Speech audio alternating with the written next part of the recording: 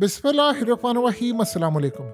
Pakistan IMF से loan लेने जा रहा है, लेकिन उस लोन से पहले जो माशी क़यामत मिस्र के अंदर बर्पा हुई है, एग्जैक्टली उसकी कार्बन कॉपी पाकिस्तान में क्या बर्पा होने वाली है।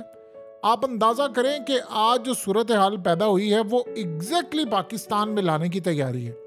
हुआ ये है कि मिस्र ने आईएमएफ से 8 अरब डॉलर्स की डील की है और ये 8 अरब डॉलर मंजूर करवाने के लिए उसने जो शराइत मानी है वो इतनी तबाहकुन थी कि आप यहाँ से अंदाज़ा कर लें कि आप सोच लें 38% उनकी करेंसी आज डी वैल्यू हो गई है। इसका क्या मतलब है?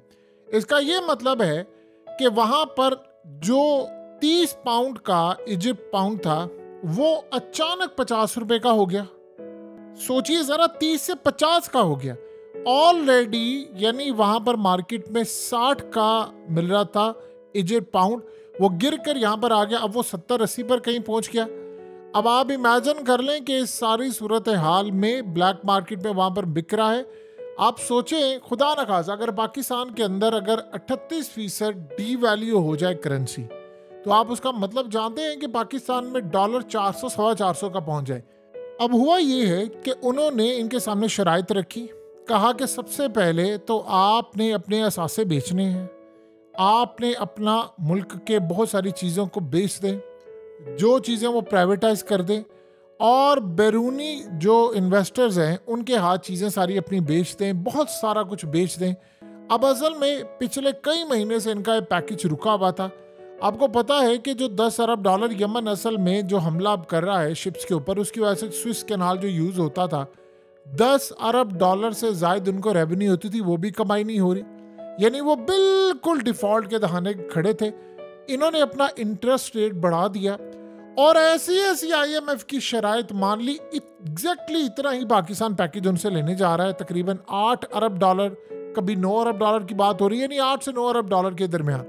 अब आप सोचिए ज़रा कि उन्होंने जो शराइत पाकिस्तान के सामने रखनी है, एग्जैक्टली शराइत वही उन्होंने मिस्र के सामने रखी और मिस्र ने उनको कबूल कर लिया, क्योंकि सिचुएशन मिस्र की और पाकिस्तान की बिल्कुल सिमिलर है। यानी वो भी डिफ़ॉल्ट के दहाने खड़ा है और पाकिस्तान की सिचुएशन भी बहुत ज़्यादा ख़राब है, क्योंकि हमें अगर आईएमएफ नहीं कर्जा देगा तो हम डिफ़ॉल्ट कर जाएंगे।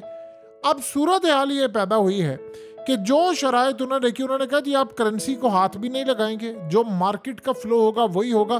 करते करते उन्होंने बहुत सारी शराइत जो थी वो उसमें लाकर डाल दी और अचानक इजिप्ट के अंदर एक कोहराम मच गया। और आप सोचिए ज़रा कि जैसे ये मामला हुआ, लोग वहाँ पर वैसे मिस्र छोड़कर जा रहे हैं, क्योंकि अब वो बैरून मुल्क जा रहे हैं करेंसी। उनको जब ये पता चला तो आप सोचें कि बहुत बड़ी तादाद के अंदर लोगों ने पासपोर्ट बनवा लिए। महंगाई वहाँ पर है, खाने को उनके पास कुछ नहीं है, हालात बदतर हो गए हैं, तो वो कह रहे हैं कि हम मिस्र छोड़कर जा रहे हैं। इस सारी सूरत हाल के अंदर अचानक उन्होंने अपने पासपोर्ट और ये वीज़ा और ये तमाम, यानी जो सूरत हाल बनवाने शुरू कर दी है, जिनके पासपोर्ट रहते थे, जिनके वीज़ा लगने वाले थे वीज़ा, और वो मुल्क छोड़कर जा रहे हैं। अब ज़रा आते हैं पाकिस्तान की जानिब। क्या पाकिस्तान की सिचुएशन क्या होने जा रही है?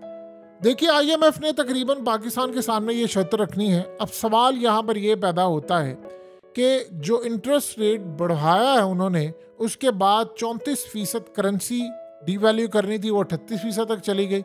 अब सवाल ये है कि पाकिस्तान भी 38% तक करेंसी डीवैल्यू करवाएगा? क्या वहाँ पर भी ये जो सूरत हाल है, वो कंडीशंस जो आ रही हैं कि आपने ये काम नहीं कर रहा, मुकम्मल तौर पर मिस्र, मुकम्मल तौर पर 100%। अब मिस्र के अंदर हुकूमत किसी की भी हो, वो चीख भी नहीं मार सकते। एग्जैक्टली आईएमएफ सारा कंट्रोल कर है। अब यहाँ जो सूरत हाल पैदा हो रही है पाकिस्तान के लिए भी एग्जैक्टली वही होने जा रहा है। अब हमने चूंकि गवर्नमेंट बन गई है तो हमने वहाँ पर फौरी तौर पर कहा कि हम आईएमएफ के पास जा रहे हैं। आईएमएफ इस दफ़ा जो आपको शराइत देने जा रहा है, आप यकीन कीजिए लोग सुन नहीं पाएंगे उसको। अभी तो सिर्फ ये बात कही है ना कि 18% जीएसटी हो रहा है, ये तो कुछ भी नहीं है। अभी वो जो आपके सामने शराइत रखने वाले हैं, आप उसका अंदाज़ा भी नहीं लगा सकते। यानी आप ये सोच लीजिए, उन्होंने बड़ी अजीब बात की है मिस्र को, और ख़तरा ये है कि पाकिस्तान के सामने भी वो यही कंडीशन रखेंगे। उन्होंने कहा है कि सबसे पहले तो बहुत सारी रिफॉर्म्स आपने करनी है। आप अपनी जो स्पेंडिंग है, खर्च है, इसको ख़त्म करें और दूसरा अपने जो स्टेट के कौमी असासे हैं वो बेच दें। अब सोचिए कौमी असासों में क्या क्या आ जाता है। देखिए मिस्र के पास वो कोई ताकत तो है नहीं इतनी बड़ी, लेकिन उनके पास चीज़ है। उन्होंने कहा जी आप सारे असासे किसको बेचें? फॉरेन इन्वेस्टर्स को, प्राइवेट सेक्टर्स को बेचें और अपनी इकोनॉमी बेहतर करें। अब सवाल यहाँ पर ये होता है कि IMF हमारे कौन से कौमी असासे हैं जिनके बारे में ये बात कर सकता है। वो उन्होंने मिस्र को कहा है कि आपको पैसे चाहिए तो आप अपने असासे फॉरेन इन्वेस्टर्स को भेजें। अब इन्वेस्टर फॉरेन कौन से हैं? ये कौन बाहर बैठे हुए हैं? अब जाहिर सी बात है बैरून मुल्क से जो इन्वेस्टर है उनको कह रहे हैं कि आप अपना मुल्क बेच दें, शहर बेच दें, जगह बेच दें, मुल्क के अंदर जो कौमी चीज़ें हैं वो बेच दें, क्योंकि अब आप इनका बोझ नहीं उठा सकते। अब इस सारी सूरत हाल के अंदर करेंसी को आप भूल जाए। अब ये तमाम की तमाम अगर शराइत पाकिस्तान को उन्होंने दे दी कि भाई आप ये अपने असासे सारे बेच दें, आप ये बेच दें, आप फलाना बेच दें, आप ये बेच दें, वो बेच दें, जो आपके पास है बेच दें। सवाल यहाँ पर यह पैदा होता है कि आपका मुल्क स्टैंड कर लेगा? नहीं कर पाएगा। अभी तो बिजली महंगी, अभी तो गैस महंगी, ये तो एक नॉर्मल रूटीन बन गई है ना। बिजली महंगी करना, गैस महंगी करना, वो जी फलाना महंगा करना, ये करना, ये तो कुछ भी नहीं है। लोग बिल ले लेकर इस वक्त चीख रहे हैं पाकिस्तान में। वो कह रहे हैं कि हम एसी नहीं चला रहे, हमारा इतना बिल आ गया कि हम बर्दाश्त से हमारी बाहर हो गया है। अब सोचे जरा जो तूफान उन्होंने उठाना है अब आपके सामने रखने वाले हैं, तो आप सोचे उसका क्या हाल होगा। लेकिन जब उन्होंने पाकिस्तान से अगर ये डिमांड करनी शुरू कर दी कि भाई आप बेचे सारी चीजें, देन आपके साथ क्या होगा। और उसके बाद करेंसी, यानी आप ये सोच लें कि वो शराइत जो पाकिस्तान को उन्होंने देनी है। देखिए मिस्र के साथ यही जो हुआ वो आप उठाकर देख ले, पिछले 8-10 साल में कार्बन कॉपी पाकिस्तान के साथ हो रहा है। पहले वहां पर होता है और उनकी कई टीम के मेंबर्स यहाँ पर काम कर चुके हैं, वहां पर जो होता है एग्जैक्टली यहाँ पर ये हो रहा है। अब बताएं कि सारी सूरत हाल के अंदर पाकिस्तान क्या अफोर्ड कर सकता है? यानी अब हमारे पास बेचने के लिए क्या रह गया है? अब आने वाले वक्त के अंदर हालात जो है वो इतने ज्यादा पाकिस्तान के ऊपर खराब होने वाले हैं। देखिए इन्वेस्टमेंट हमारे पास आनी थी, इन्वेस्टमेंट कोई भी नहीं आई। बैरून मुल्क से हमारे पास कोई इन्वेस्टमेंट नहीं आई। जब इन्वेस्टमेंट नहीं आती तो IMF आपको कहता है कि आपके मुल्क में बेचने के लिए ये है, फलानी चीज़ आपने रखी है, प्रोजेक्ट्स हैं आपके, बड़ी बड़ी चीज़ें हैं, आप ये तमाम की तमाम ये चीज़ें, ये सारा कुछ आप बेच डालें और इन्वेस्टर्स को कहें कि आपको आकर ख़रीदें।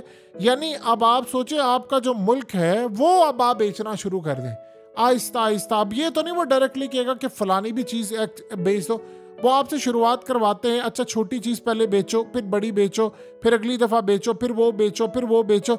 अब सोचो वो ऐसी शराइत लगाने वाले हैं कि अवाम के पास तो देने के लिए कुछ नहीं है। और इस सारी सूरत हाल में जब महंगाई बढ़ती है तो क्राइम आसमान पर चला जाता है।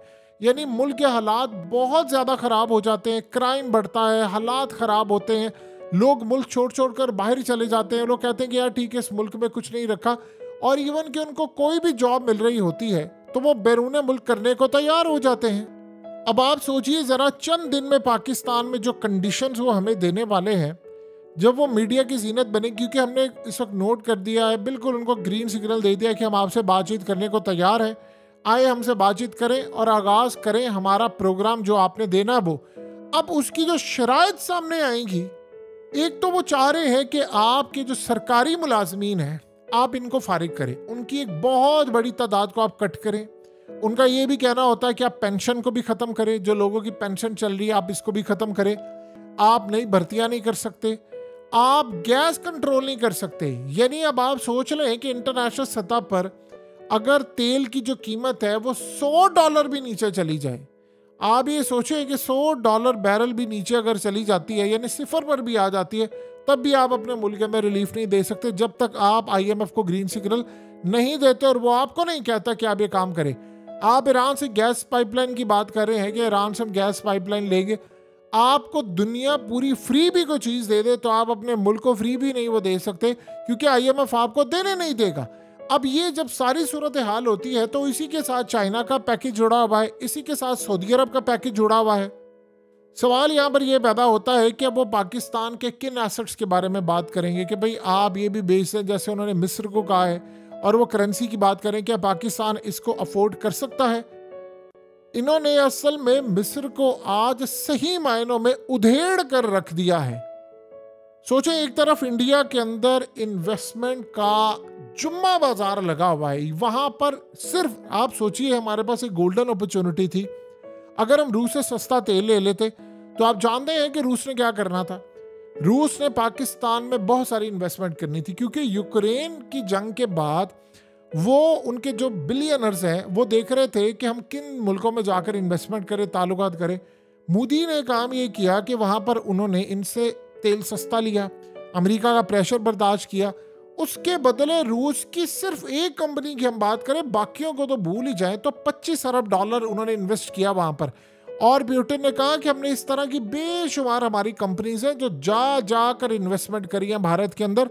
अब भारत में जब रूस इन्वेस्टमेंट कर रहा है तो आप सोचिए उसमें गल्फ कंट्रीज इन्वेस्टमेंट कर रही हैं, अमेरिका कर रहा है, सारी दुनिया वहां पर इन्वेस्टमेंट करी है और वहां पर जॉब्स क्रिएट हो रही हैं। वो मेड इन इंडिया चीजें बना रहे हैं। आप सोचिए जरा, गजा में जो इन्होंने मारने के लिए ड्रोन्स बेचे हैं वो भी हैदराबाद के अंदर तैयार हो रहे हैं। इसराइल की कंपनी, उन्होंने प्लांट लगाया हुआ इंडिया के अंदर, यानी वो इसराइल को ड्रोन चाहिए उनकी कंपनी के, वो प्लांट भारत में तैयार हो रहा है और भारत से ड्रोन जा रहे हैं यानी इजराइल।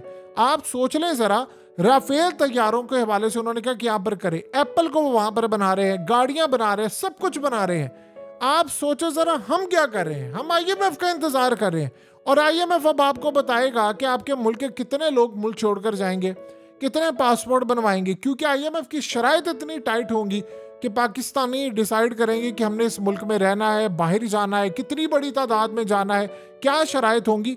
ये अब आपके सामने आने वाली सूरत हाल पैदा हो रही है। दुआ करें कि जो कंडीशंस उन्होंने इस वक्त मिस्र को कही हैं वो पाकिस्तान को ना कर दे, क्योंकि हम इस वक्त इस सारी सूरत हाल में अफोर्ड करने के काबिल नहीं है।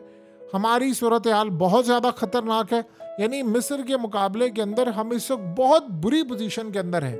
वहाँ पर आप अगर पाउंड की बात करें तो आप सोचें आज 50 यानी इजिप्ट पाउंड 50 का हुआ है, किसके मुकाबले? US डॉलर के। हम तो अब यानी आप सोच लें, हमारा तो ओपन मार्केट के अंदर न जाने क्या रेट चल रहा है, 290 है डॉलर या क्या है, लेकिन इस सारी सूरत हाल में हमारा ऑफिशियल 280 के करीब है। तो 280 कहाँ पर है और 50 कहाँ पर है? यानी आप अगर कंपैरिजन करेंगे तो आपको सूरत हाल का अंदाज़ा हो जाएगा। सो आने वाले वक्त में IMF से हमने जाना है मिलने के लिए। पाकिस्तान के अंदर आने वाला जो वक्त है उसमें हम एक ही चीज़ देखते हैं, आज ये महंगाई, कल वो महंगाई, परसों ये महंगाई, और फिर उसी बेस के ऊपर अगर मिस्र के अंदर लोग लाखों के हिसाब से सोच रहे हैं कि अब जाएं या मुल्क छोड़कर जाएं या बाहर जाकर जाएं, तो सोचिए पाकिस्तान के साथ जो मामलात हैं वो किस तरफ होने जा रहे हैं।